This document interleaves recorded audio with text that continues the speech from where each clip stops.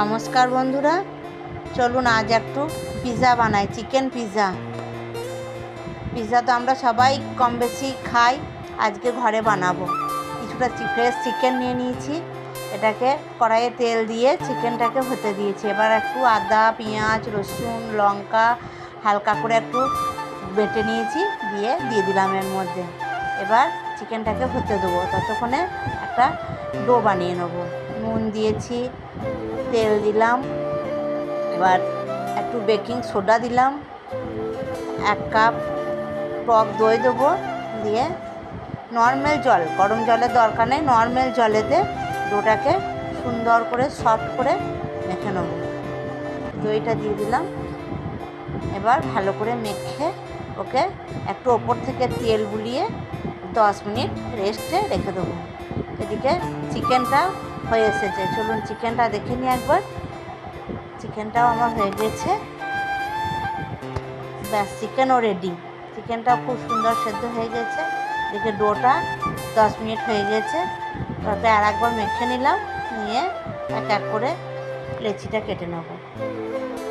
বিলে নিলাম, বিলে নিয়ে স্ট্রেটার মধ্যে একটু তেল বুলিয়ে দেবো। তেল বুলিয়ে ডোটা দিয়ে এটাকে কাঁটা চামচ দিয়ে ছিদ্র করে দিতে হবে, যাতে না ডোটা ফুলে ওঠে। এবার সস দিয়ে দেবো, সস দিয়ে সুন্দর করে সস দিয়ে দেবো পুরো পিৎজাটার মধ্যে। সসটা আমি বাড়িতেই বানিয়েছি, আপনারা চাইলে পরে আমি রেসিপিটা দিয়ে দেবো। চিজ গ্রেট করা হয়ে গেছে, এবার এক এক করে পেঁয়াজ, ক্যাপসিকাম, চিকেন সমস্ত কিছু সুন্দর করে সাজিয়ে এটাকে আমি বেক করতে দেবো।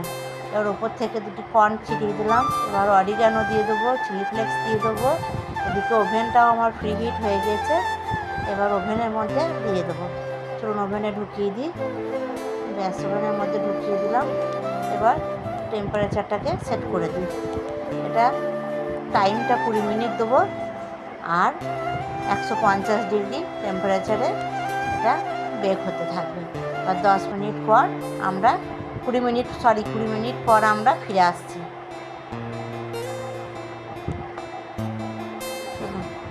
20 মিনিট হয়ে গেছে, এবার পিৎজাটা বের করে নিই। বের করে কেটে আপনাদেরকে দেখায়। দেখুন তো, দেখতে কত সুন্দর হয়েছে। দেখতে যতটা সুন্দর লোভনীয় হয়েছে, খেতে আরও ভালো হয়েছে।